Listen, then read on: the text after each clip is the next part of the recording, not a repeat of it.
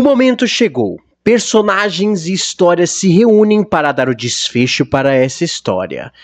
Com a guerra sob suas cabeças, heróis e vilões se veem diante da maior ameaça que o universo já enfrentou. A maior guerra já travada e que iria silenciar o cosmos definitivamente, pois Thanos chegou. Sejam bem-vindos, nerds, bem-vindos ao Cofre Nerd. Eu sou Giovanni Zola e estou aqui para fazer o último Marvel para iniciantes da Saga do Infinito, minha gente. Então hoje irei encerrar com vocês o capítulo da Saga do Infinito do universo cinematográfico Marvel. Hoje iremos analisar séries como o final da 5ª temporada de Agentes da S.H.I.E.L.D., Guerra Infinita, Vingadores Guerra Infinita, Homem-Formiga e a Vespa, tá bom? O segundo filme do Homem-Formiga, a última temporada, a terceira de Os Fugitivos da Marvel, a 6ª e a 7ª temporada, ou seja, as últimas temporadas de Agentes da S.H.I.E.L.D. e Vingadores Ultimato, o último filme da Saga do Infinito, aonde o grandíssimo Thanos está aqui. E é esse o nome do nosso último bloco. É o nome do nosso último bloco da Saga do Infinito. Então juntos vamos embarcar nessa última grande batalha. Muito bem, minha gente, aqui estamos nós para dizer adeus a esses personagens tão queridos. Eu coloco aqui os 6 originais e o Thanos, pois eles afinal são os protagonistas dessa história inteira de 10 anos do cinema. De 10 anos do cinema Marvel, como a gente conhece. É lógico que vamos estar conhecendo Thanos com mais finco agora nesses 2 últimos filmes, nesses 2 últimos blocos. Mas nós viemos falando dele faz muito tempo, desde o bloco que a gente apresentou e estudou, Vingadores 1. De resto, digam adeus aí para Tony Stark, Thor, Viúva Negra, Gavião Arqueiro, Hulk e o Capitão América, pois esses daí são os nossos eternos Vingadores. Muito bem. Lágrimas, sangue, desespero por uma ajuda que nunca viria. Essa era a única trilha sonora saída da nave asgardiana enquanto a Santuário a detonava no espaço. Enquanto a Ordem Negra composta por Corvus Glaive, Próxima Meia-Noite, Falce de Ébano e Cool Obsidian, os filhos de Thanos, reúnem e encurralam Loki e Heimdall enquanto a vida de Thor está nas mãos dele, do homem, do grande titã louco, Thanos. Thanos já começa então, minha gente, invadindo a nave asgardiana, como nós vimos na cena pós-crédito de Thor Ragnarok. A gente vê o final ali de Ragnarok ligando com o começo de Guerra Infinita. E esses são os primeiros minutinhos de Guerra Infinita, tá, gente? A gente vai dar uma pausa depois em Guerra Infinita pra falar um pouquinho. Mas, aqui, Thanos já está com a joia do poder que ele roubou de Zendar. A joia do poder que tinha ficado guardada em Zendar, no planeta, lá desde Guardiões da Galáxia, volume 1. Lá em 2014. É ele, o déspota intergaláctico, conquistador e devastador de mundos, quem mandou Loki e os Chitauri para Nova York há 6 anos e mandou Ronan atrás do orbe em Zendar. O titã louco Thanos. E usando o poder que já adquirido da Joia do Poder lá de Zendar, como a gente já falou, ele derrota Hulk e ameaça Thor e Loki se não entregarem o Tesseract. Bom, lembrando também que o Loki, ele tinha pego o Tesseract lá da destruição de Asgard antes que o Surtur e a Hela fizessem a limpa ali em Asgard em Thor Ragnarok. Então o Loki está sim com o Tesseract, a joia do espaço, beleza, minha gente? Com o cubo cósmico em mãos, Thanos consegue a joia do espaço. E percebendo o perigo, Heimdall, aquele que tudo vê, envia Hulk para a Terra como o último ato de bravura antes de ser empalado pelo vilão. Então nós já temos a primeira perda aí, minha gente. Heimdall morre pelas mãos de Thanos. Contudo, essa não seria a única morte daqueles escombros, pois quando Loki tenta ludibriar e matar o vilão pelo irmão, encontra um trágico fim. O primeiro vilão dos Vingadores agora morria como um herói em meio à explosão da nave asgardiana. Sim, para salvar Thor, Loki tenta num ato desesperado esfaquear Thanos, mas é em vão. Thanos já tem poder das 2 joias do infinito, a do poder e a do espaço. Ele é praticamente invencível, e nem o Deus da Mentira iria conseguir desafiá-lo. Loki morre salvando o irmão. Depois de tantas brigas, depois de tantas vezes tentando matar Thor, Loki morre como um verdadeiro herói nos braços de Thor, que está aos prantos. Contudo, a Terra não enfrentaria apenas uma ameaça, pois agora nós voltamos para o finalzinho ali da quinta temporada de Agentes da S.H.I.E.L.D. Com a Confederação cansada da interferência da S.H.I.E.L.D., ela resolve agir e pegar o Gravitonium antes que Thanos chegue ao planeta. Sim, minha gente, até a Confederação estava com medo de Thanos, pois eles sabiam que quando Thanos chegasse na Terra ia ser uma chacina, ele iria fazer tudo. E a Confederação queria garantir que qualquer coisa que eles conseguissem extrair o máximo de Gravitonium antes que o Thanos pudesse chegar lá, tá bom? Mal sabiam os alienígenas que o elemento seria entregue na forma de alguém inesperado, pois ao se fundir com o Gravitonium na máquina de Von Strucker, o General Talbot decide se redimir de seus erros e salvar o mundo se tornando Graviton. Sim, o mesmo Graviton que a gente conhece dos quadrinhos é o General Talbot, um dos maiores vilões dos Vingadores, viu, gente? O Graviton é um dos seres muito poderosos, um dos vilões mais poderosos que os Vingadores já enfrentaram. Já apareceu até algumas animações, como por exemplo Earth Mightiest Heroes, né, Heróis Mais Poderosos da Terra, que é uma animação dos Vingadores. Aqui nós temos então General Talbot virando o destruidor de mundos, tá? Então desde aquela pessoa que quebrou o planeta na visão do futuro dos Agentes da S.H.I.E.L.D. naquela temporada, foi na verdade o General Talbot. Se por um lado um herói, entre aspas, surgia, de outro os que já conhecemos estavam se rachando igual ao planeta no futuro, e acontecimentos em Nova York assustavam a todos. A chegada dos filhos de Thanos em Nova York assusta os agentes da S.H.I.E.L.D. A Daisy começa a ver alguns noticiários e isso começa a assustar, então a repercussão da chegada do Thanos tá vindo no planeta todo. Os exatos acontecimentos de que tá acontecendo os 3 finais episódios da quinta temporada de Agentes da S.H.I.E.L.D. são os mesmos do que acontece no começo de Guerra Infinita, tá bom, gente? May e Daisy arriscam tudo para salvar Coulson, enquanto Yo-Yo, Fitz e Simmons temem que essas ações condenem o planeta. Já Mac é o único vendo a verdade. Talbot é agora o destruidor de mundos. A sede por poder e loucura do Gravitonium deixam Talbot irreconhecível e fanático em tentar se provar o único salvador da Terra. Assim, quando avisado pelo pai de Cassius, o pai daquele Kree que a gente vê no começo lá da quinta temporada, o Déspota do Futuro, tá bom? Ele anuncia a chegada de Thanos. Thanos está vindo, minha gente. Thanos está chegando e as forças dele são imparáveis, mesmo com os Vingadores. O Graviton, ele decide usar Robin para pegar mais Gravitonium e assim ser o suficiente para parar o Thanos. Só que não ia acontecer. Thanos já estava com 2 joias do infinito. Recorrendo a um segredo do passado, Daisy descobre que o soro centopeia, aquele mesmo da primeira temporada de Agentes da S.H.I.E.L.D., feito pela Raina e tentado usar para salvar o John Garrett, tá bom? E o DNA da sua mãe Jaing, ligando com a segunda temporada também, é a única forma de deixar Coulson vivo e também o único jeito de deter Talbot, que já havia matado Carl Krill, que é o Homem Absorvente, para poder pegar um pouco do Gravitonium que ainda estava no seu corpo, tá bom? A General Hale, ele também já passou o rodo, e inúmeros agentes. Salvar Coulson ou salvar o mundo? O que aconteceria? Pois o mesmo jeito de salvar o Coulson era o jeito de impedir Talbot. Em uma derradeira luta final com todas as peças em mesa, Coulson engana Daisy Johnson ao esconder o soro em sua luva. Então, durante o confronto contra Graviton, Tremor se vê obrigada a usar o soro e derrota o vilão de uma vez, o mandando para as profundezas gélidas do espaço, sonhando em ser um vingador, o dia que nunca chegaria. Todavia, a vitória não viria sem uma perda, pois a morte de Fitz prova aos outros e a Simmons que o tempo pode ser mutável. Por sorte, ainda havia um outro Fitz congelado no espaço com Enoch, esperando uma missão que não precisava mais acontecer. Lembra que no começo da temporada 5, o Fitz ele tinha sido congelado, o Fitz do presente tinha sido congelado para passar muito tempo até chegar no caminho mais longo até o futuro para salvá-lo? Então, pessoal, esse Fitz que morreu aqui é o Fitz que voltou do futuro. Porém, existe um Fitz que está congelado ainda naquela linha do tempo. E já que aquele futuro não precisa mais ser mudado, e a gente já vai entender um pouquinho como funcionam as regras de viagem no tempo da Marvel, tá bom? Eles poderiam trazer aquele Fitz de volta, que tá tudo certo. É como se fosse um Fitz substituto.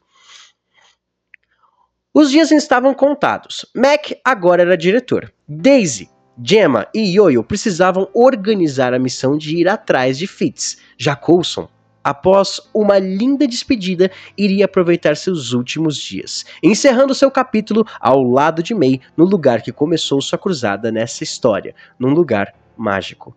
May e Coulson aproveitam os últimos dias antes de Coulson morrer no Tahiti, minha gente, nas praias que ele tanto sonhava depois de ter sido trazido de volta à vida pelo projeto Tahiti. E é um dos finais mais poéticos para o nosso agente Coulson. Que lindo que ele conseguiu ter um final feliz ao lado de Mirinda May. Porém, Thanos e suas forças não estavam para brincadeira. Ele estava chegando na Terra e agora a gente entra em guerra infinita de verdade.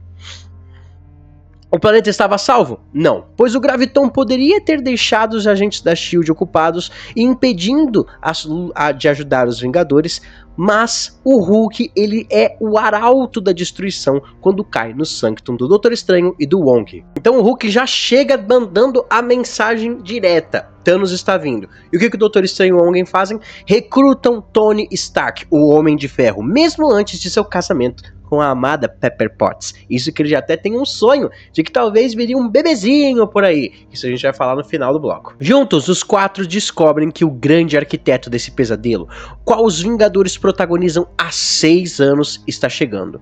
Contudo, são Falce de Ébano e Cool Obsidian que precedem seu mestre para pegar a Joia do Tempo, enquanto Próxima Meia-Noite e Corvus Glaive abordam violentamente Visão e Wanda Maximoff, que vivem um amor a estilo Romeu e Julieta pela Joia da Mente. Os filhos de Thanos são implacáveis, mesmo para os super-heróis mais poderosos da Terra. Quando o Homem de Ferro e o Doutor Estranho são sequestrados por Falce e o Homem-Aranha se embrenha para salvá-los, e Visão sofre um golpe brutal. Steve Rogers é a única solução, surgindo das sombras, sem medo do Tratado de Sokovia. Lembra que ele, a Viúva Negra e o Sam Wilson, o Falcão e a Feiticeira Escarlate estavam sendo perseguidos pelas autoridades porque desrespeitaram o Tratado de Sokovia. Lembra da cena pós-crédito de Viúva Negra, onde ela sai num Queen Jet, minha gente? Pois é, ela estava indo encontrar e libertar o Capitão América para que eles possam formar os Vingadores Secretos, tá bom? Esse grupo de Vingadores que estava atuando fora das amarras do Tratado de Sokovia. Bom, então sem medo ao Tratado de Sokovia, o Capitão América e a Viúva Negra assumem a situação para reunir Bruce Banner, James Rhodes, o Máquina de Combate, Sam Wilson, o Falcão, Wanda e Visão e defender a Terra, apesar do contragosto do Thaddeus Ross, do nosso querido secretário de Segurança. Do outro lado da galáxia, Thor é resgatado por Peter Quill e seus guardiões, Drax o Destruidor, Rocket Raccoon, Groot, Mantis e Gamora, a mulher mais temida dessa galáxia. O Deus do Trovão tem um plano, minha gente: chegar a Nidavellir, um lugar onde foi construído o Mjolnir, um lugar onde os anões forjam armas incríveis para Asgard, tá bom? E conseguir então uma arma suprema de Asgard, antes que Thanos consiga as 6 joias que controlam os aspectos da realidade e mate metade do universo com um estalar de dedos. E é através da Gamora que a gente entende então as motivações de Thanos, minha gente. Thanos, na verdade, é um cara preocupado com o universo. Ele começa a entender dentro da sua mente maluca de titã louco de que os recursos são finitos, o alimento é finito, o espaço é finito. Então, quanto mais pessoas nascem, menos comida, menos recursos terão para as pessoas. Qual que é a lógica do Thanos? Um genocida maluco, matar metade do universo, deixar a balança cósmica equilibrada, aonde alimento e recursos serão equilibrados com a quantidade de pessoas. Essa é a grande motivação de Thanos, o que assombrou Gamora por tantos anos e fez ela fugir do próprio pai. Pois então, Thor, Rocket e Groot embarcam em uma jornada para encontrar o anão Eitri e forjar o Rompe-Tormentas, o machado poderoso do Thor, tá bom? Que também tem precedente nos quadrinhos. Isso envolveria Thor quase morrer em uma estrela incandescente, mas matar Thanos é o único objetivo. Já Quill, Gamora, Drax e Mantis vão pra lugar nenhum. Lembra da cabeça do Celestial decepada? Então, é lugar nenhum. Lembra do primeiro Guardiões e do segundo também? É onde fica o colecionador. Eles têm que chegar lá antes que o Thanos pegue a joia da realidade que está com o colecionador, pois Asgard deixou, né? A Lady Sif e os 3 guerreiros deixaram o éter com a joia da realidade lá com o colecionador no final de Thor, O Mundo Sombrio. Para temor de Gamora, que é a única que sabe a localização da joia da alma, Thanos a consegue assim como a joia da realidade, e a chantageia com a vida de Nebulosa para conseguir a quarta joia e estabelecer o equilíbrio do universo, mesmo que o custo seja sua própria e amada filha. Minha gente, aqui mostra o quanto o Thanos gosta da Gamora, mas não suporta a Nebulosa. Gamora é a única coisa que importa na vida de Thanos, a não ser o seu objetivo. Gamora é a única coisa que ele ama. Desde que ele a adotou lá e mostra um flashbackzinho da pequena Gamora, tá bom, no planeta dela, onde ele tava fazendo uma forma da sua dizimação, só que de uma forma mais lenta. Bom, Visão já não enxerga outra saída na Terra senão destruir a joia da mente, seja por sacrifício ou não. E Wanda é a única que pode fazer, pois a joia despertou seus poderes nos experimentos da Hydra. Então, a Wanda, ela tem uma espécie de mesma assinatura de energia que a joia da mente. Foi a joia da mente que despertou os poderes da nossa querida Wanda Maximoff. Então, só ela pode destruir uma joia da mente. E olha só, é só a joia da mente, tá? Porque elas têm energia parecida, beleza? Por sorte, Wakanda é preparada em excesso para remover a joia, tanto quanto para se preparar para o confronto com o exército dos Outriders, que são essas criaturas tenebrosas aqui que estão mostrando aqui no slide, tá bom? E a Ordem Negra. Ainda mais com Bucky Barnes de volta após se livrar da programação da Hydra. Então o Lobo Branco está aí conectando também a cena pós-crédito de Pantera Negra. A guerra chega à Terra e o exército de Wakanda, liderado pelo Rei T'Challa, o Pantera Negra e a General Okoye, luta ao lado dos Vingadores e para proteger Visão a todo custo. Porém, em Vormir, minha gente, um domínio da morte, né, um planeta que é um domínio da morte, Gamora e Thanos se veem diante do Guardião da Joia da Alma, um ser exilado da Terra por 70 anos como punição pelo próprio Tesseract, o Caveira Vermelha, o vilão do primeiro filme que a gente viu aqui no nosso bloco, no nosso Marvel para Iniciantes, lá no primeiro bloco, no passado, minha gente, no filme do Capitão América. A gente nunca sabia o que tinha acontecido com ele. Pois bem, após ser desmaterializado pelo Tesseract, ele acabou em Vormir e é o Guardião da Joia da Alma. Ele está aqui para falar o grande segredo. Para conseguir a joia, Thanos precisa sacrificar aquilo que mais ama. Assim, Gamora é o preço a se pagar. E assim como suas lágrimas caem pelo rosto do Titã Louco, Gamora despenca de um desfiladeiro para a morte, em um acordo selado pela eternidade. Uma alma por uma alma. Thanos precisa então de mais 2 joias, Assim, em Titã, seu planeta, é o destino, onde ele descobre que Falso de Ébano está morto, e uma união entre os Guardiões da Galáxia, o Homem de Ferro, o Doutor Estranho e o Homem-Aranha o aguarda. Sua vantagem? As 4 mais poderosas armas em sua manopla. A vantagem deles? Saber, graças ao Doutor Estranho, que em 14 milhões de futuros, apenas um deles venceria. Apenas um eles venceriam. Minha gente, o Doutor Estranho usou a joia para ver as possibilidades do futuro. E ele viu que em só um futuro eles conseguiriam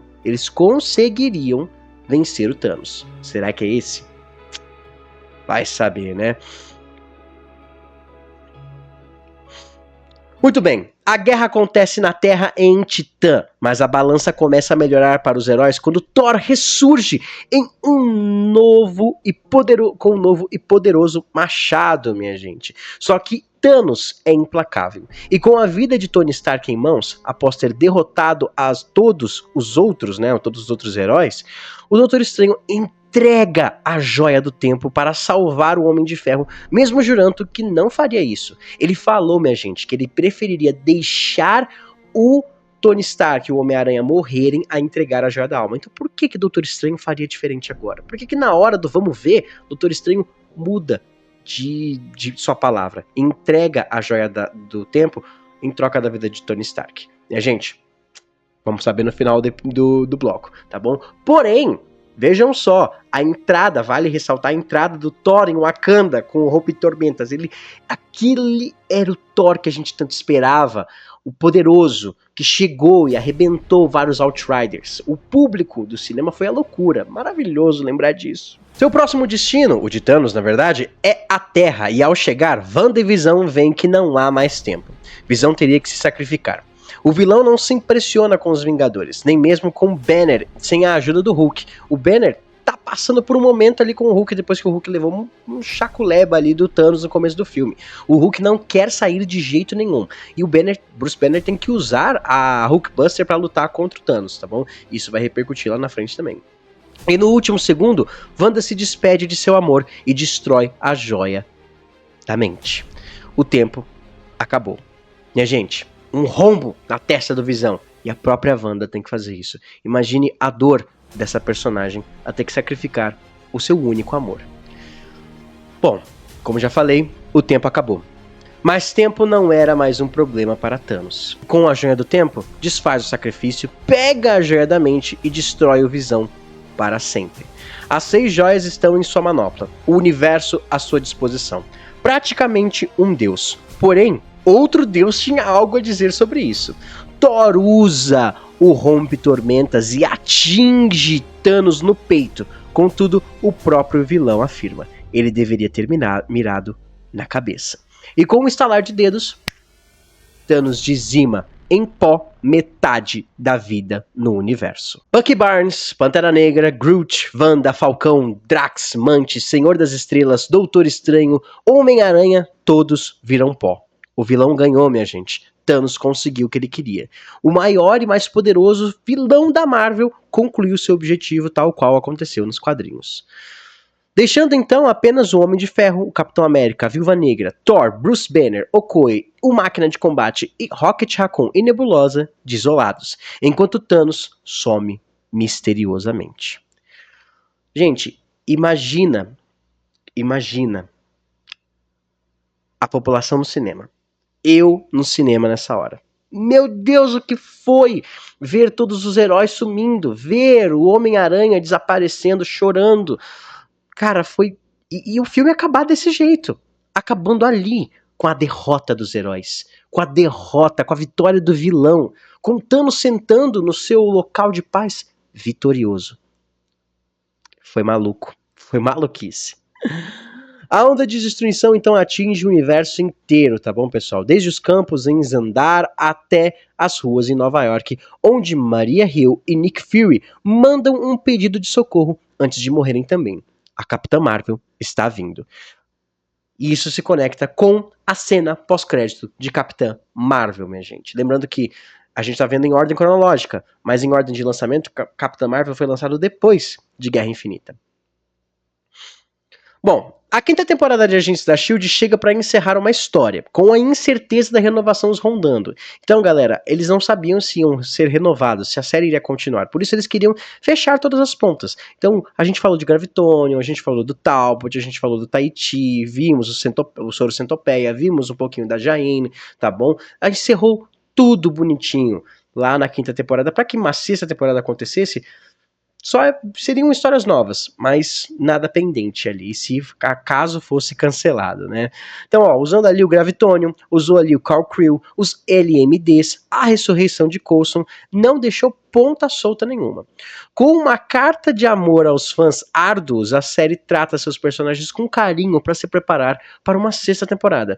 Mesmo com pequenos defeitos, a temporada mantém a qualidade da trama e escolhas para compor a história, como por exemplo o Graviton. Para mim, o Graviton, o vilão, é um dos melhores vilões da Marvel, tá bom? Pelo menos até de Agentes da S.H.I.E.L.D., tá bom? Junto com a Ada ali, tá?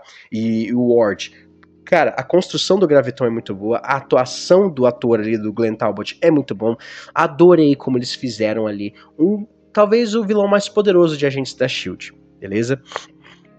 Bom, já Vingadores Guerra Infinita eleva a ousadia e expande para os horizontes nunca antes explorados, trazendo o primeiro grande crossover entre equipes do CM. A gente nunca tinha visto isso antes. Guardiões da Galáxia, com Doutor Estranho, com Homem-Aranha, com Vingadores, com Pantera Negra a gente não tinha visto antes. Vimos um pouquinho ali no Guerra Civil, mas dessa magnitude... cósmico, entendeu? Nunca. E ainda mais com um vilão como Thanos, né? É a preparação da luta de 10 anos contra o maior vilão já esperado. É também o grande calvário, a grande perda dos heróis enquanto Thanos sai vitorioso. E os Vingadores originais devem enfrentar o inevitável. Eles falharam. Após 10 anos da sua formação, minha gente, após 10 anos da Batalha de Nova York, não 10 anos, mas pelo menos 8 anos, Vingadores perderam. Tony Stark, Steve Rogers, Natasha Romanoff, Bruce Banner e Thor Odinson e Clint Barton, que não aparece nesse filme mais, logo vamos ver por quê, perderam. Já era. O vilão que mandou o Loki no primeiro filme dos Vingadores e uniu esses heróis, ganhou. Forte, né? Roteiro e direção possuem só uma palavra, tá? Para vocês, Joey e Anthony Russo, os diretores. Frenesi. Assim como a escolha de deixar os heróis como coadjuvantes e focar em contar a história do vilão. Gente, a gente já tinha visto já toda a origem ali dos heróis, toda a origem ali dos Vingadores, etc. Agora a gente precisava conhecer o Thanos. Ele só foi mostrado em glimpses. Agora tava na hora de conhecer esse cara. Agora tava na hora de entender suas motivações. Agora tá na hora de ver como esse vilão se tornaria um dos mais fabulosos da cultura nerd, se juntando a Voldemort, Darth Vader e muitos outros. Em paralelo, alguns heróis ficaram de fora dessa luta por forças maiores. Distância, como por exemplo a Capitã Marvel, tá? Que tá chegando. Os agentes da S.H.I.E.L.D., tá bom? Também tava por distância ali, eles estavam cuidando de outras coisas, né? Impedindo o Graviton também. Mas também alguns empecilhos como família, como por exemplo o Gavião Arqueiro em sua prisão domiciliar e o Scott Lang, o Homem-Formiga. Então é isso que tá acontecendo, minha gente. Scott Lang está em prisão domiciliar após fazer um acordo depois de sua prisão em guerra civil lá no Tratado de Sokovia, tá? Então, preso durante 2 anos dentro de casa após transgredir o Tratado de Sokovia com a tecnologia de Hank Pym e Hope Van Dyne, Scott está quase ganhando sua liberdade quando um sonho estranho o afeta. Que está relacionado ao reino quântico e Janet Van Dyne, a mãe da Hope e a Vespa original. Então agora nós estamos entrando em Homem-Formiga e a Vespa, o segundo filme do Homem-Formiga, que acontece bem em paralelo à Guerra Infinita, tá bom, gente? Os acontecimentos da Guerra Infinita, da quinta temporada da Agentes da S.H.I.E.L.D. e de Homem-Formiga e a Vespa são paralelos, acontecem praticamente ao mesmo tempo. Tá? Então, já que esse sonho aconteceu, Hank e Hope saem de seu anonimato depois de estar fugindo aí das autoridades do Tratado de Sokovia também, para confrontar a dúvida de se Janet ainda está viva. Engolindo sua raiva de Scott, pai e filha que agora é a nova Vespa, tem um traje lindão pra Hope Van Dyne aí, tá bom? Com asas e ferrões de energia, eles pretendem usar a mensagem em Scott para abrir o reino quântico e salvar Janet, salvar a mãe da Hope, contra outra pessoa que está... Contudo, outra pessoa também está interessada nisso. A Fantasma, a vilã desse filme. Seguida de uma origem trágica envolvendo a morte de seus pais e poderes que custariam a estabilidade de seu corpo, Ava Starr, filha do cientista Elias Starr, pretende usar Janet para curar suas moléculas com a ajuda do Dr. Bill Foster. Vejam, pessoal, Fantasma nos quadrinhos é um homem, tá bom? E vilão do Homem de Ferro. Mas aqui eles fizeram uma mulher, uma personagem feminina, o que tá ótimo. E o visual da Fantasma é sensacional de lindo, velho. Que visual maneiro que fizeram comparado aos quadrinhos, minha gente. E ela tem poder de ficar intangível, de mudar a densidade das suas moléculas ali, ou pelo menos transitar em um estado quântico. E o Dr. Bill Foster, ele é um personagem também, que nos quadrinhos é conhecido pelo Golias, tá bom? Nos quadrinhos é ele que fica gigante, tá? E ele é amigo do Dr. Hank Pym. Aqui foi mostrado apenas um passadozinho, falam que ele também já foi o Golias, tá bom? Ele tentava entender como é que fazia para crescer, né, para ficar maior, assim como o Hank Pym estudou para encolher também. Deter a Fantasma não é o único problema para o Homem-Formiga. Ele ainda precisa fugir do agente Wu do FBI e do traficante de tecnologia misterioso Sonny Burch, que nos quadrinhos é afiliado de Obadiah Stane, tá bom? Obadiah Stane é o Monge de Ferro, o vilão do primeiro Homem de Ferro, o primeiro vilão do universo cinematográfico Marvel.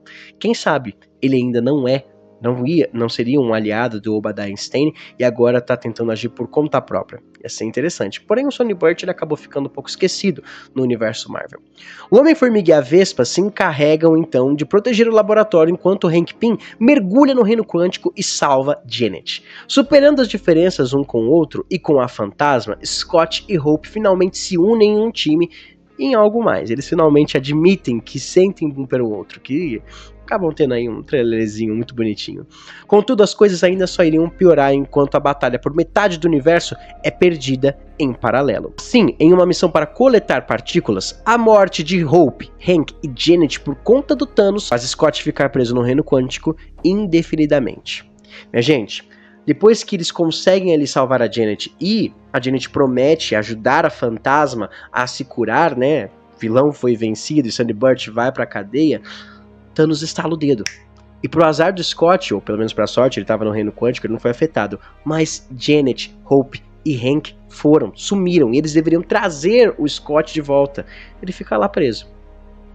A solução, então, pode estar presa no reino quântico. Preso mais uma vez o nosso querido Scottzinho.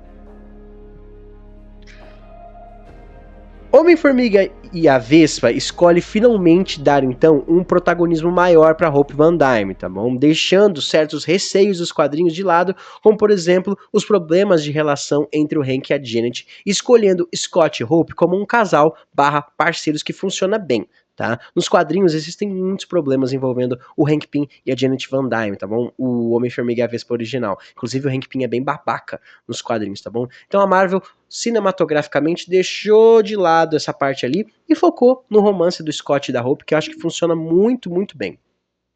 O filme, apesar de a princípio meio desconexo com a grande trama da Marvel, porra, acabou Guerra Infinita e você cai no Homem-Formiga e a Vespa Quantumania, né, que o hype tá ali. E o hype, não que seja um filme ruim, mas né, não é um Guerra Infinita. A gente entende como o hype acaba caindo, mas esse filme ele adiciona elementos importantes para o futuro e mantém o bom clima do primeiro Homem-Formiga, que eu acho um super acerto. Adoro o filme do Homem-Formiga. Bom, a tragédia parece inconsolável quando metade do universo é evaporado da existência por Thanos. O vazio, a dor, a tristeza. E nesse vazio, as trevas também podem tentar assumir o controle.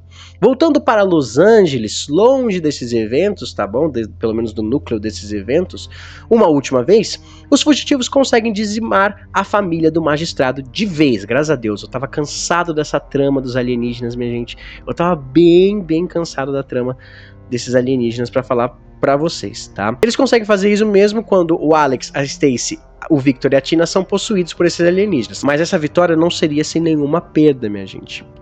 Catherine é assassinada, a mãe do Alex é assassinada. Janet se sacrifica e vira uma inteligência artificial. E Leslie tem que dizer adeus a seu bebê que é levado por Zavin para sua segurança. Pois nada e ninguém estaria a salvo da ascensão de Morgan Le Fay, uma bruxa antiga e a primeira usuária do bastão de Nico Minoru. Agora então descobrimos a origem do bastão da família Minoru, tá bom? Do Staff of One, do bastão de um, tá bom?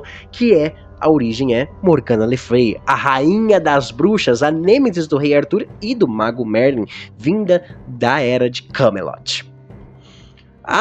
Ao se aventurarem sem querer pela dimensão negra, a mesma dimensão negra que nós vimos em Doutor Estranho, em Doutor Estranho 1, né, com o Dormammu, e também com os agentes da S.H.I.E.L.D. na 4ª temporada, Nico acidentalmente deixa Morgan escapar com um livro peculiar. Então aqui nós vemos o retorno do Darkhold, pessoal, após o motoqueiro fantasma o esconder. No final da 4ª temporada, o motoqueiro fantasma leva o Darkhold para ser escondido na dimensão negra, porém na dimensão negra está presa Morgana Le Fay. Ela conseguiu o livro dos condenados escrito por Chthon e vai fazer um baita de um estrago. E agora o mundo inteiro começa a virar seu exército de escravos para que possa fundir a dimensão negra e a nossa dimensão. Pessoal, é até legal a gente comparar um pouco ali com o plano do Dormammu. Quem sabe Morgana não poderia ser uma enviada do Dormammu? ia ser muito interessante, porque o Dormammu queria consumir a nossa dimensão, o universo 616. E aqui a gente vê Morgana tentando fundir as duas dimensões. Mesma dimensão também que a gente viu em Manto e Adaga, tá bom? Onde o Tyrone, o Manto, ele consegue transitar e tem algumas entidades chamadas Lobos, todas pelo controle de Dormammu, tá bom? Dormammu é o grande controlador aí dessa dimensão.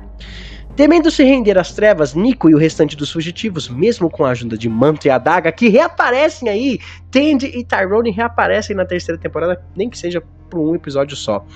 Eles não são paros para o poder de Morgan, e o sacrifício de Robert, o pai da Nico, se torna o único jeito para que Tina possa banir Morgan para sempre antes que ela domine o mundo. Então, Morgana volta para a Dimensão Negra. Contudo, a bruxa cruel não iria embora antes de tirar a vida de Gert. Pois é, temos uma perda ali nos fugitivos. Gert morre nos braços de Chase. O tempo passa, a batalha entre a aliança dos fugitivos e a Pride contra Morgana fica para trás. E depois de 3 anos, os caminhos se separam e visitas inesperadas viram a vida de Chase, Alex, Nico, Carolina e Molly de uma vez. Vira do avesso. Chase do ano de 2028 e um Alex assassino retornam para resolver pendências do passado. Então nós temos viagem no tempo aí também. Tanto quanto na 5ª temporada de Agentes da S.H.I.E.L.D., quanto agora na última temporada de Os Fugitivos. Contudo, tudo se resume em voltar para aquela noite contra Morgan e salvar Gert.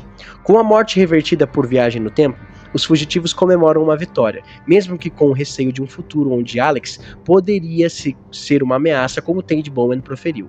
Um futuro que nunca veríamos também. Afinal, Os Fugitivos foi cancelada.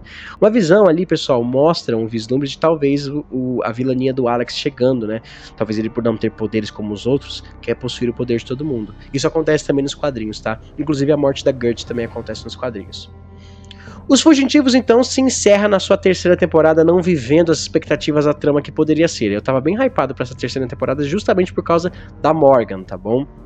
Trazendo uma das vilãs mais emblemáticas da história e dos quadrinhos também da Marvel, tanto nas lendas de Camelot, arturianas, né, quanto no universo dos quadrinhos. A série demora para engatar nessa trama, pois ainda precisa resolver problemas como o do magistrado, e parece correr para fazer o confronto entre a bruxa e os heróis, assim deixando de lado o desenvolvimento e até o contexto de uma personagem que a gente queria muito ver. Morgana parece tão apressada que não tem o peso que ela quer parecer, ou pelo menos o que deveria ter. Eles desperdiçam uma personagem muito, muito boa. Não que ela não tenha sido legal, mas ela poderia ter sido melhor utilizada, tá bom? Contudo, o carisma do núcleo adulto ainda compensa a falta de interesse que temos em ver a aventura final dos fugitivos na Marvel. E falando em finais, nós iríamos chegar no final nas últimas 2 temporadas de Agentes da S.H.I.E.L.D. Mesmo em meio à depressão, anarquia e luto do planeta Terra e seus heróis, um conjunto de agentes ainda precisa fazer o mundo girar, mesmo que pareça impossível, com metade do universo dizimada. Ou com uma equipe dividida em 2 missões. Mac, agora o diretor da S.H.I.E.L.D., e Yoyo precisam impedir uma nova ameaça de chegar à Terra em vários formatos. Pássaros parasitas alienígenas, chamado Shrikes, e outra que usa o próprio rosto de Phil Coulson, o inescrupuloso Sarge e sua tripulação. Pessoal, o Clark Gregg, ele retorna aqui como um novo personagem, não como um Coulson, tá bom? Mas existe um mistério do porquê ele parece com o Coulson. Sarge, um alienígena caminhoneiro, bad boy maluco que está tentando impedir os Shrikes e está tentando aí matar uma besta que sugou as suas memórias de uma vida passada e ele acredita que tenha matado sua família, tá bom? Já Daisy Johnson e Gemma Simmons precisam vasculhar o universo com a ajuda de Davis e Piper em busca de Fitz e Enoch. Lembram do Fitz congelado? Estão procurando. Contudo, o reencontro faz os agentes se depararem com uma horda de Chronicons, que são uma espécie de alienígenas sintozoides, tá bom, gente? Alienígenas artificiais, tá? Que é a raça do Enoch também, tá? E eles tiveram seu planeta destruído por uma criatura terrível e seus Shrikes, os mesmos que chegaram à Terra. Então o mesmo destino de Crônica 2 vai acontecer com a Terra, e Sarge sabia disso.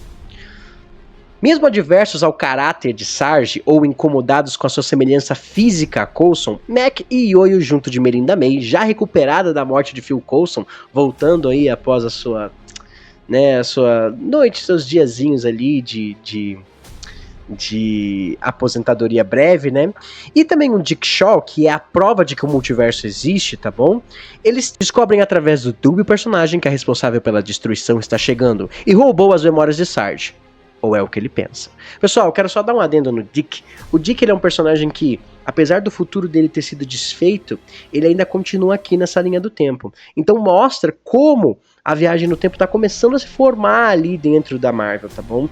Então, é resultado aí, tá? É resultado aí dos agentes do multiverso, tá bom? É resultado do multiverso. Então o Dick, ele tá numa uma realidade alternativa agora, né? Uma realidade que, na verdade, é paralela ao futuro que ele tava antes. Então ele consegue estar vivo ali, tá bom? Ele não pertence a essa realidade, mas ele é como se fosse uma variante.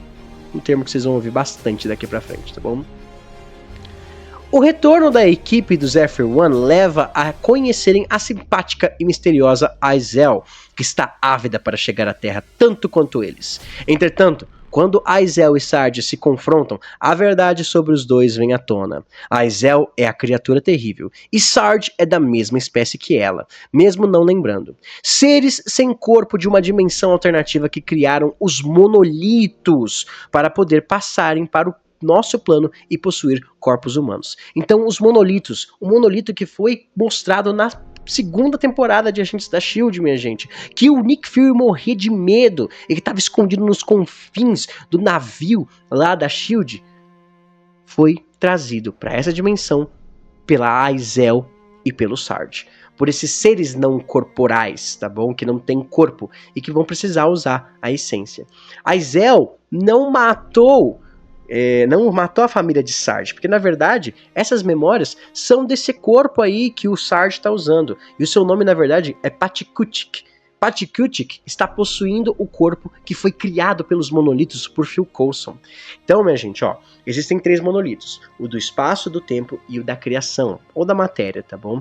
Lá na 5ª temporada, no episódio 100 de Agentes da S.H.I.E.L.D., quando o Coulson vai selar a rachadura ali feita pela energia da explosão dos 3 monolitos, ele então, aquela energia cria uma duplicata do Coulson, manda ela pro passado e para um outro lugar, aonde ele encontra Patikutik, e o Patikutik é muito difícil falar Patikutik, mas ele possui esse corpo, tá bom? É por isso que ele tem as memórias da família. A filha é na verdade a memória da Daisy, e a mulher é a memória da Melinda May, tá bom? Preso entre a sua verdadeira essência e as memórias do corpo de Coulson criados pelos monolitos na 5ª temporada, Sarge se rebela contra a S.H.I.E.L.D. na batalha final no templo com Aizel e empala Melinda May a jogando pelo portal na dimensão do medo. Porém, essa é uma decisão que se arrependeria, quando May retorna com a espada necessária para ceifar Aizel e Sarge para sempre. Gente, como é que a May sobreviveu? Porque lá na dimensão do medo não existe morte, eles são seres acorporais. Então a Melinda May era meio que uma morta-viva. Ela chega nessa dimensão e ela fica na nossa dimensão, e aí ela fica à beira da morte. Mais tempo suficiente para acabar com a Aizel e com o Sarge também. Se por um lado Aizel e Sarge se foram antes de trazer os seus compatriotas para nossa dimensão, por outro os Chronicons querem usar a Terra como um novo lar. Portanto, Enoch, Fitz e Simmons tomam medidas drásticas para salvar o planeta ao transformarem o Zephyr One em uma máquina do tempo com um pedaço do monolito, já que os Chronicons pretendem apagar a S.H.I.E.L.D. da história alterando o passado. Então, pessoal, os Chronicons na verdade querem voltar ao passado para destruir a S.H.I.E.L.D. antes mesmo que ela comece, antes mesmo dela ser uma ameaça, para que a S.H.I.E.L.D. nunca exista. Tá? Então agora os Chronicons, na 7ª temporada, é que vão ser os nossos vilões. Assim, Daisy Johnson, Mac, Yoyo, Gemma Simmons, Dick Shaw e uma Melinda May um pouco diferente, tá bom? A gente descobre ali que a Melinda May vai ganhar poderes empáticos. empatia, né? Não é só a emoção. Nos quadrinhos é como se fosse uma telepatia. Ela consegue sentir e amplificar a emoção dos outros. Então ele também ganha certos poderes ali por causa da sua visitinha na dimensão do medo, tá? Essa turma, eles embarcam ali numa última missão juntos, enquanto Fitz fica para trás para cumprir um papel muito importante e misterioso, tá?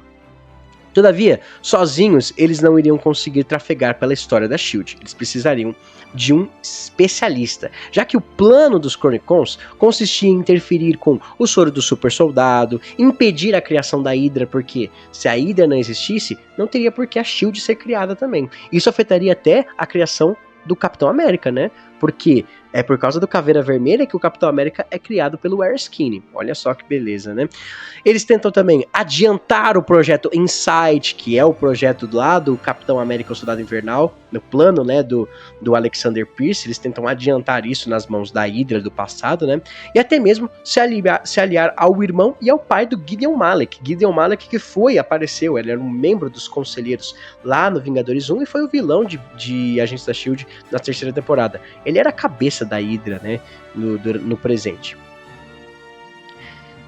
Eles precisariam de mais ajuda que apenas o Enoch. Eles precisariam de um especialista na SHIELD e sua história. Eles precisariam de Philip J. Coulson. O verdadeiro morreu? Uma versão LMD teria que servir. Pulando para os anos 30, 50, 70 e 80, como quem mergulha em águas misteriosas, o time SHIELD impede que a morte, por exemplo, do Daniel Souza aconteça. Lembra do Daniel Souza? O parceiro da Peggy Carter lá na série da Agente Carter? Ele volta aqui. A gente descobre que ele deveria morrer ao entregar informações sobre a Hydra, tá bom? Ele já sabia que a Hydra estava se infiltrando na SHIELD. Ele morre por isso. Mas os agentes da SHIELD, primeiro, precisariam deixar que as pessoas acreditassem que o Daniel Souza morreu, tá bom? Porque a Hydra precisava se infiltrar na SHIELD, infelizmente. Só que eles também não queriam deixar o Daniel Souza morto. Então eles tiraram ele, removeram ele da linha do tempo e levaram com eles, né? Onde não faria mais mal, né? Então o Daniel Souza vira um agente da SHIELD do futuro aí, tá bom? Então eles conseguem salvá-lo, removendo da história. Mesmo com os Chronicons e o Nathaniel Malek, que é o irmão do Gideon Malek, que deveria ter morrido, mas os Chronicons mudaram isso também, tá bom? Agora, com os poderes da Daisy Johnson, ele consegue, com a ajuda de ninguém mais, ninguém menos do que o Dr. Daniel Whitehall. Lembra daquele cientista da Hydra que cortou a mãe da Daisy e estava presente lá na segunda temporada? Então, com a ajuda dele, o Nathaniel Malek consegue duplicar, né, os poderes da Daisy para si mesmo. Eles acabam interferindo diretamente na história dos agentes. Por exemplo, eles matam os pais do Mac. Eles salvam a irmã mais velha de Daisy, a Cora, que também é uma inumana. Descobrimos que a Jaine teve uma filha antes da Daisy Johnson, tá bom? Com tudo isso, o sacrifício do Enoch força os Chronicons a tentar tudo ou nada e se aliarem a John Garrett. O primeiro vilão de Agentes da SHIELD retorna. E pasmem, olha que curiosidade legal. O ator que faz a versão mais velha do John Garrett é filho do ator que fez o John Garrett na primeira temporada. Muito bacana, né? E a gente tem o sacrifício do Enoch. O Enoch, ele se vê responsável ali para remover, como se fosse um coração dele, né, uma parte do seu corpo ali, para tentar ajustar o Zephyr One e fazer com que eles saiam do loop temporal.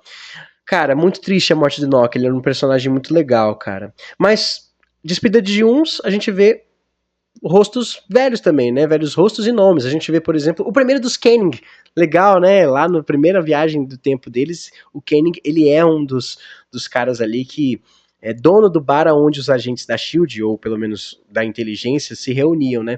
E a gente vê também Jaine voltando, a mãe da Daisy, de volta ali para ajudar a Daisy a confrontar esse negócio de ter uma irmã, a Cora, né? Na última batalha entre SHIELD e os Chronicons, descobrimos que a linha temporal não poderia mais ser restaurada. Assim, Fitz retorna pelo reino quântico, indo da linha temporal original para poder salvar o dia. É hora de voltar para casa e enfrentar os Chronicons lá, utilizando as duas ferramentas-chaves, tanto a Cora quanto a May.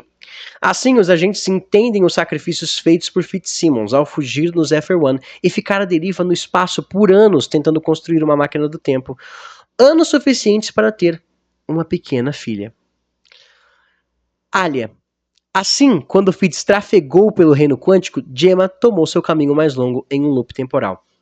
Venham comigo. Entendam como funcionou aí a situação de Fitz e Simmons, pessoal. Durante a Batalha do Templo contra Aizel e a abordagem dos Chronic Combs, Enoch, Fitz e Simmons usam o Zephyr One para ir embora, tá bom? Para ir muito longe, longe do planeta Terra. Eles ficam durante anos embaraçando esse plano que se percorreu pela 7ª temporada toda. Fitz iria descobrir como funciona o reino quântico e como poderia viajar pelo tempo pelo reino quântico, e a Simmons iria traçar um plano de como eles poderiam impedir os Chronic Combs. Só que a Simmons tinha que esquecer, porque deixar sua filhinha, que eles acabaram tendo durante os anos ali, seria muito difícil, tá bom? Então, quando o Fitz consegue a chave, ele tem que trafegar pelo reino quântico, enquanto Gemma Simmons volta para o passado, no mesmo momento da explosão do templo da Aizel, para buscar os agentes e dar início para a 7ª temporada de Agentes da S.H.I.E.L.D. E agora a gente está vendo aqui, pro Fitz passou segundinhos, pra menininha, pra filhinha deles também, mas pra Gemma foi o tempo todo da 7ª temporada. Cara, eles fizeram um bom trabalho com Viagem no Tempo aí, tá bom? Com Malek morto e os Chronic Combs derrotados graças, então, ao poder empático da Make e também a junção dos poderes da Cora, né? Os agentes da S.H.I.E.L.D. finalmente seguem seus caminhos diferentes. Dick seria o novo líder da S.H.I.E.L.D. na linha temporal alternada. Ele não voltaria com o time original para a linha do tempo original. Afinal de contas, ele também não era a linha do tempo dele, né? E ele seria, por exemplo, comandante da Victoria Hand, que aparece no final do episódio, tá bom? Nos últimos episódios ali, uma versão mais jovem da Victoria Hand. A mesma chefe da S.H.I.E.L.D. que o Ward matou na primeira temporada, quando a gente descobre que o Ward é da Hydra, né, também. Bom, dito isso, Yo-Yo e Mac seriam os novos rostos da S.H.I.E.L.D. nessa realidade, quando eles voltam, né? Comandando a S.H.I.E.L.D. acima de um porta-aviões novinho em folha. A vida de aposentados cairia bem para Fitz e Simmons, enquanto a vida de professora da Academia Coulson seria o destino do qual Melinda May nunca poderia correr. Fitz e Simmons se aposentam, May vira professora. E é um destino tão lindo pra May, porque desde a primeira temporada ela cumpre esse papel mesmo ela não querendo. Ela ensina a Simmons, ela ensina o Fitz, ela ensina até o Ward mesmo, né? Ela ensina a Bob Morse alguns conselhos. E principalmente, ela ensina a Daisy Johnson, que é a sua figura de filha ali, né, que ela tem. Já a Daisy, então, ela assumiria o papel de mentor, tá bom? Seu papel de mentor ali, como a Melinda uma vez fez pra ela, né? Orientando Cora, a irmã mais velha, porém mais nova da Daisy, tá bom? E até o Daniel Souza, que, enfim, tem um trailerzinho entre os dois ali, né? A Daisy e o Souza ficam juntos, tá bom? Que ela faria isso mesmo no espaço. Quem sabe a SWORD, a gente não tem a confirmação. SWORD é como se fosse, a gente quando assistiu, é uma espécie de agência, uma S.H.I.E.L.D. do espaço. A gente já viu ali ela na Capitã Marvel, né, no The Marvels, que a gente vai ver mais pra frente, né, nos próximos blocos, e também no WandaVision, que a gente vai ver nos próximos blocos. Porém, a gente não tem essa confirmação. Mas se for, ia ser bem legal Daisy Johnson na SWORD, hein? Já Coulson, finalmente sem o peso e a responsabilidade da S.H.I.E.L.D., era hora de ver o que o mundo tinha para oferecer a ele e a Lola. Sim, nós temos a Lola, o carro do Phil Coulson, que aparece ali no último episódio. Ele sai colocando seus óculos de sol após uma reuniãozinha linda virtual entre os agentes da S.H.I.E.L.D. todos, né? Bom, e é isso pelo que eles lutaram. As últimas 2 temporadas de Agentes da S.H.I.E.L.D. sofrem de uma dicotomia intrigante. Enquanto a 6ª temporada sofre pela falta de Coulson e algumas enrolações nas suas narrativas que, mais uma vez, tentam se afastar da principal história do UCM, por outro lado, a 7ª temporada é um mergulho na retrospectiva da série ao utilizar sabiamente a viagem no tempo, para rever personagens marcantes, reviver momentos da própria UCM e se banhar em referências como, por exemplo, o nome do Bruce Banner sendo citado e os trajes clássicos, minha gente, de Agentes da S.H.I.E.L.D. Olha que legal aqui, os trajes clássicos da S.H.I.E.L.D., que só uma forma meio retrofuturista ali, que só uma viagem no tempo poderia permitir. E eu achei maravilhoso que quem foi que usou foi o Coulson e a May, que são os agentes mais experientes aí da S.H.I.E.L.D., né?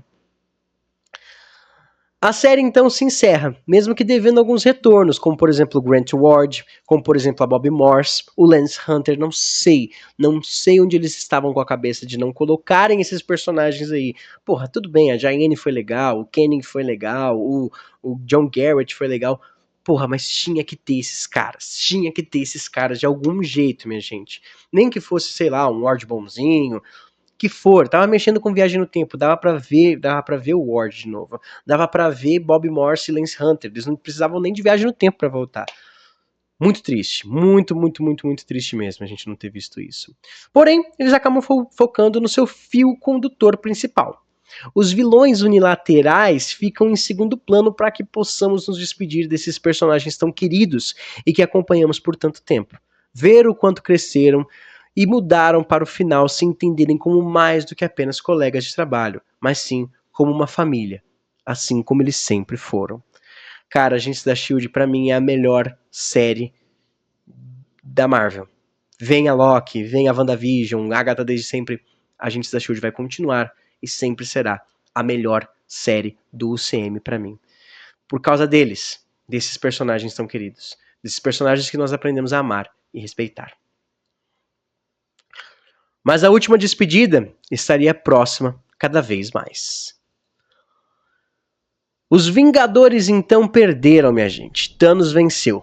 Metade do universo foi apagada da existência, esfarelada até o último átomo. Loki estava morto. Gamora também. Visão foi destruído. Tony Stark estava à deriva no espaço junto com Nebulosa, até que uma certa heroína cósmica vem ao resgate, a Capitã Marvel. Lembra da cena pós-crédito de Capitã Marvel, onde a Viúva Negra, o Capitão América e o Bruce Banner vem o pagerzinho do Nick Fury? Então, aparece a Capitã Marvel e aí eles já se conhecem, já se entendem e sabem que eles precisam salvar o Tony Stark de algum jeito, tá bom? Pelo menos encontrar ele. E com a ajuda do Rocket Raccoon que tava lá, era fácil de rastrear a nave dos Guardiões, né? Reunidos na Terra, os Vingadores restantes, Viúva Negra, Bruce Banner, Capitão América, Máquina de Combate e Thor, precisam reunir suas mentes com Rocket Raccoon, Nebulosa, Capitã Marvel e Pepper Potts para descobrir o próximo passo. Todavia, ao tentarem recuperar as joias com Thanos e reverter as mortes, descobrimos então que o Titã Louco as destruiu para nunca mais serem achadas, destruídas, reduzidas a átomos. Mas isso teve um custo. Custo para Thanos. Usar as joias 2 vezes destruiu seu corpo. Ele estava fraquinho, estava mal, mas não ligava. O trabalho estava feito. Isso poderia até ser sua morte. Mas para ele, estava tudo bem. Assim, possesso, Thor termina sua vingança e assassina Thanos, ato que não iria diminuir o luto de 5 anos adiante. Muito bem, minha gente.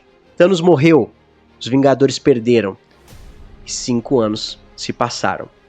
Vamos focar nos 6 originais, pois afinal de contas, esse filme é deles. Esse filme tá focado nesses caras, né? E eu quero muito, a gente vai falar muito deles agora. Como a gente falou bastante do Thanos em Guerra Infinita, falaremos muito deles agora em Vingadores Endgame.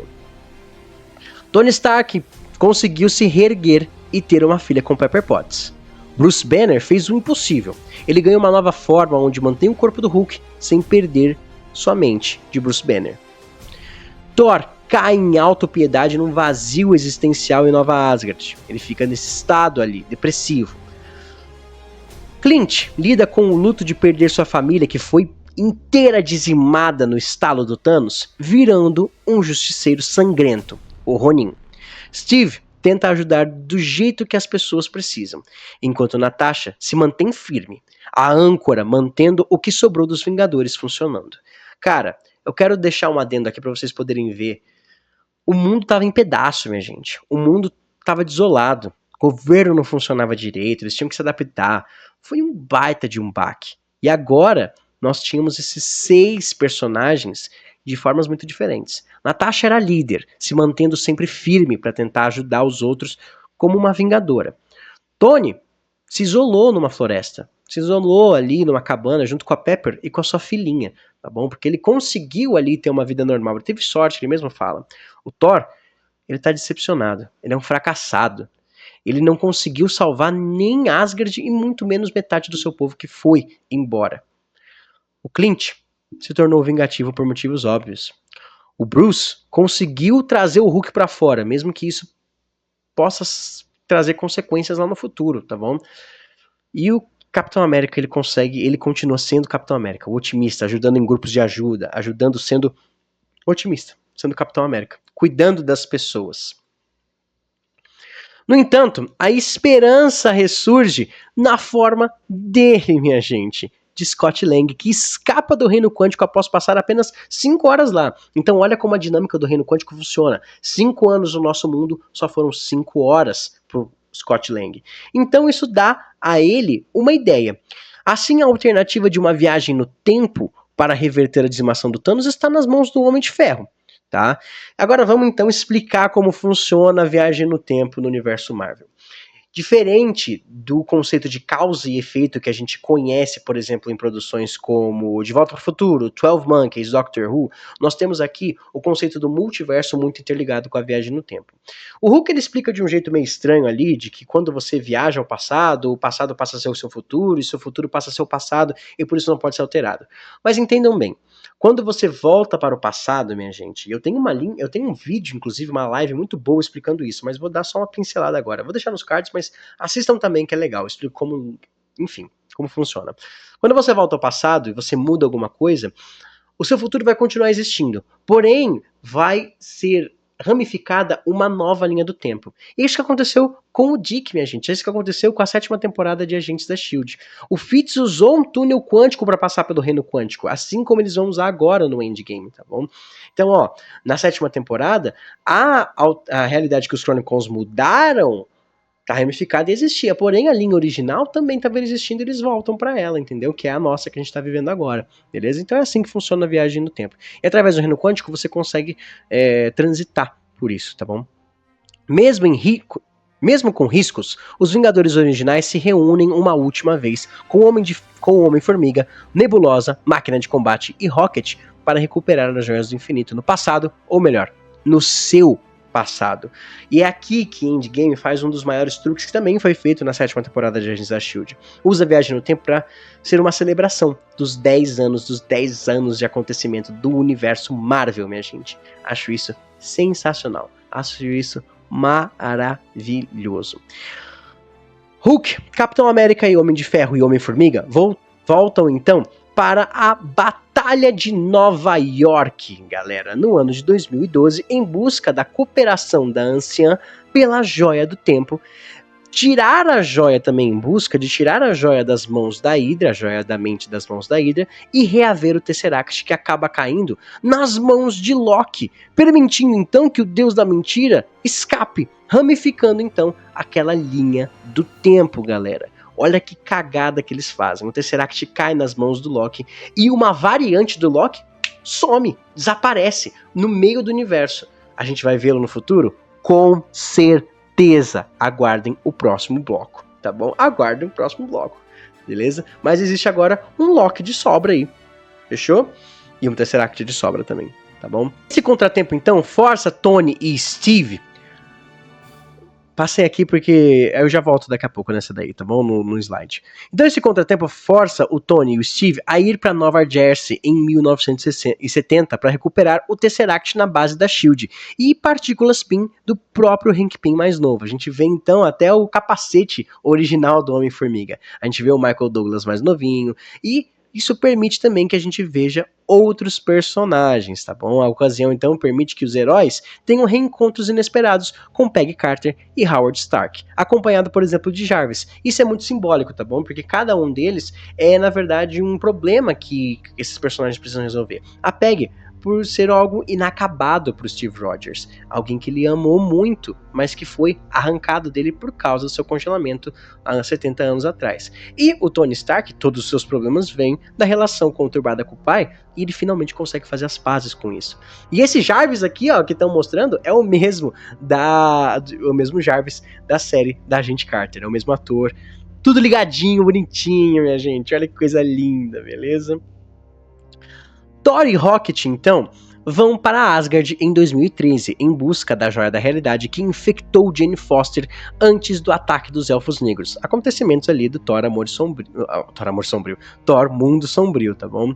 O Rocket ele tem sucesso apesar dos transtornos de Thor, que encontram certa paz após o reencontro com a sua mãe, Frigga. Lembrando que a Frigga morre nesses acontecimentos, né? E finalmente ele consegue ali ter uma despedida da mãe dele. Ele finalmente consegue até entender qual o papel dele de herói. Isso é muito importante pro Thor. Isso é muito importante. Se entender que ele fracassou sim, ele errou, ele falhou, ele não conseguiu derrotar o Thanos. Muita gente morreu por causa dele. Mas que isso, às vezes, é o fardo de um herói. Heróis não são perfeitos. Ele pode ser um deus, mas ele também é falho, né? Bom, e ele também acaba reavendo, por um breve momento, seu martelo Mjolnir, descobrindo que ele ainda é digno, né? Em 2014, a Viúva Negra, o Gavião Arqueiro, o Máquina de Combate e a Nebulosa se separam. A segunda dupla se adianta quanto a Peter Quill e rouba a Joia do Poder, contudo, alguém os espreita. Thanos, Gamora e Nebulosa de 2014 descobrem o assalto no tempo, que é a operação que eles estão fazendo aí, tá? E pretendem intervir para pegar e garantir as Joias do Infinito para si, antes dos heróis. Já em Vormir, Natasha e Clint descobrem o preço para pagar a joia, para se pagar pela Joia da Alma. Um sacrifício árduo, tá bom? Natasha dá sua própria vida para trazer aqueles apagados de volta à vida. A Viúva Negra termina a sua jornada solidificando seu heroísmo ao compensar pelos erros do passado e proteger aqueles que ama, de uma espiã assassina solitária, a heroína do universo inteiro. Uma única vida, uma única humana, uma única mulher conseguiu trazer de volta milhares e milhares e milhares de pessoas no universo inteiro. Essa é a Viúva Negra. E assim a gente se despede de Natasha Romanoff, a minha personagem preferida do universo Marvel inteiro e que teve um desfecho tão lindo assim. As 6 Joias do Infinito, os Vingadores originais lamentam por Natasha e constrói sua própria manopla para fazer jus a seu sacrifício. Com o Hulk, então, trazendo os dizimados de volta, estralando os dedos. Por que o Hulk, pessoal?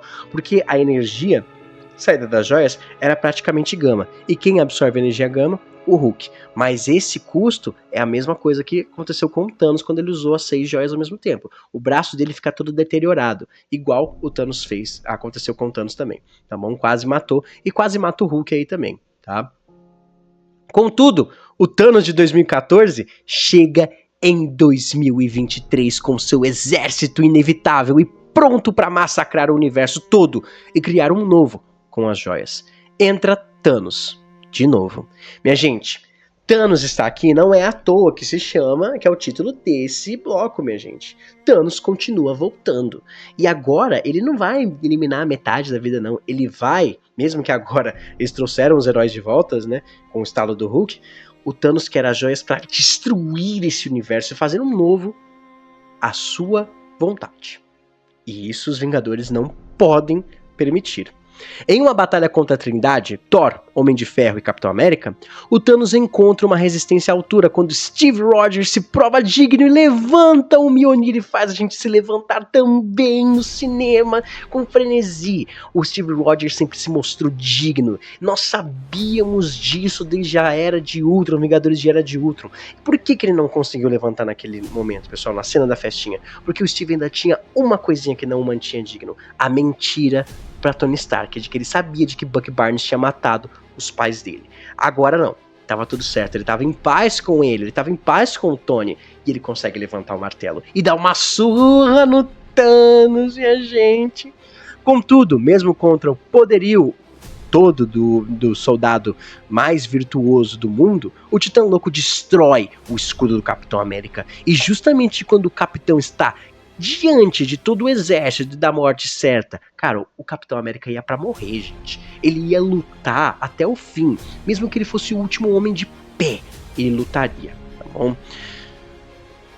Os portais, então, se abrem à sua esquerda e revelam os Vingadores ressurgindo ao lado de todos os seus aliados.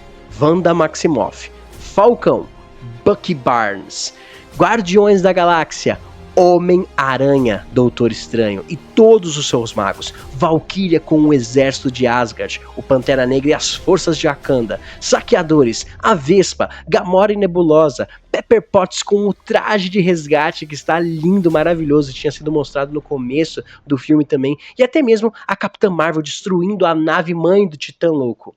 A maior guerra que o planeta já havia visto se desenrolou até que levar as joias de volta para o seu tempo original era o único jeito de impedir o Thanos que as tomasse. Com sangue derramado e destruição desenfreada, o vilão destrói o único túnel quântico restante, e o único futuro em que os Vingadores seriam vitoriosos chega diante dos olhos de Tony Stark. Surrupiando as joias das mãos do Thanos, o Homem de Ferro se arma de seu heroísmo e altruísmo que muitos achavam que não existia e usa as joias para dizimar as forças do vilão e assim concretizar o futuro que o Doutor Estranho viu lá com a Joia do Tempo em Vingadores Guerra Infinita. O Doutor Estranho fala, "We are in the endgame now." E Endgame, para quem não sabe, é o nome em inglês desse filme, Avengers Endgame, Vingadores Ultimato. Galera, que bem feito, que arco lindo! O Doutor Estranho sabia que o único jeito de acontecer era se o Thanos achasse que tivesse vencido, ou pelo menos ele venceu, né? E aí o Tony Stark poderia fazer o seu sacrifício. Assim, sendo levado pelo vento, Thanos aceita a morte como algo inevitável. Heroísmo, então, que custaria a vida do primeiro herói do UCM, pois o poder das joias consome a vida de Tony Stark ao se despedir de Pepper Potts e dos corações dilacerados de seus aliados que estavam a salvo graças a ele, deixando Morgan Stark, sua filhinha, com um planeta restaurado, mesmo que menos feliz, já que seu pai não está mais nele. Por fim, com Thor partindo com os Guardiões em busca de Gamora e deixando Valkyria como rainha Nova Asgard, os Vingadores restantes precisam devolver as joias e isso fica a cargo do Capitão América. Em uma viagem surpreendentemente só de ida, Steve reaparece para Bucky e Sam Wilson com uma aparência idosa, mostrando a vida que viveu ao lado de Peggy Carter após concluir a sua missão. Então, minha gente, presta atenção. Capitão América ia colocar todas as joias de volta no lugar, para não dar nenhuma ramificação. Não iria ter linhas alternativas, a não ser aquela em que a Gamora e o Thanos e a Nebulosa saíram de 2014, e aqui o Loki sumiu com o Tesseract, tá bom? Porém, de resto, tudo certinho, tudo bonitinho ali. E nós teríamos, então, também o Capitão América devolvendo o escudo do Mjolnir, mas ali quando ele chega na possibilidade de ficar com Peggy Carter no passado, ele agarra essa possibilidade. Ele vive anos com Peggy Carter. Então ele chega ali naquele encontro com Sam Wilson e Bucky Barnes pelo caminho mais longo. Que lindo, né? Que lindo demais, cara. E ele tinha uma última missão, na verdade. O escudo ele precisa de um capitão. E Sam Wilson é o homem para o trabalho. Deixando um futuro incerto após uma história concluída. Vingadores Ultimato é a carta de amor aos fãs que se dedicaram por 10 anos a acompanhar o universo Marvel. É a despedida e encerramento de uma história. É o legado de atores e artistas que se dedicaram para contar mais que uma mera história. É o ponto final para a jornada do Homem de Ferro, do Capitão América, do Thor, do Hulk, da Viúva Negra e do Gavião Arqueiro juntos, deixando apenas seus nomes assinados como os maiores heróis já vistos em seu e no nosso mundo. Um mundo que seguiria. A história continuaria. Mas graças a eles. Bom, que emoção, hein? Rapaz, que emoção, cara. Que lindo que é ver Vingadores Ultimato de novo. Que lindo que é revisitar Vingadores Ultimato. Eu fico pasmo com esse filme. Até hoje. Fico pasmo mesmo com esse filme. Eu acho ele lindo, sensacional. É o fechamento, não tem como, gente. É o fechamento de 10 anos. De personagens, de heróis e vilões que eu aprendi a amar. E que fecha uma história linda sem mais amarras. Quer dizer, algumas pontinhas soltas. Bom, pessoal, aqui a gente encerra a saga do infinito. As joias do infinito ficam pra trás. E agora a gente vai começar a saga do multiverso, tá bom?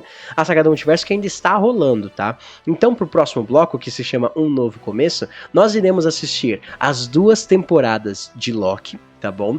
Logo em seguida nós vamos assistir as 3 temporadas da série animada What If. Depois nós vamos assistir a primeira e única temporada de WandaVision. Logo depois o filme do Shang-Chi e a Lenda dos 10 Anéis. Em seguida, a temporada única de Falcão e Soldado Invernal. Logo depois, então, a gente vê o filme dos Eternos. E por último, nós veremos Homem-Aranha Longe de Casa, minha galerinha. Bom, todos inteiros aí, após uma caminhada pela história do CM. Muito obrigado por terem assistido até aqui. Vejo vocês no próximo bloco do Marvel para Iniciantes. Estamos acabando, hein? Estamos chegando coladinho ali com os lançamentos simultâneos da Marvel, beleza? Deixa o like no vídeo, se inscreva no canal e muito obrigado. Indiquem para os seus amigos que você sabe que às vezes acabam se perdendo um pouquinho na história da Marvel, beleza? Até a próxima, nerds. Fui!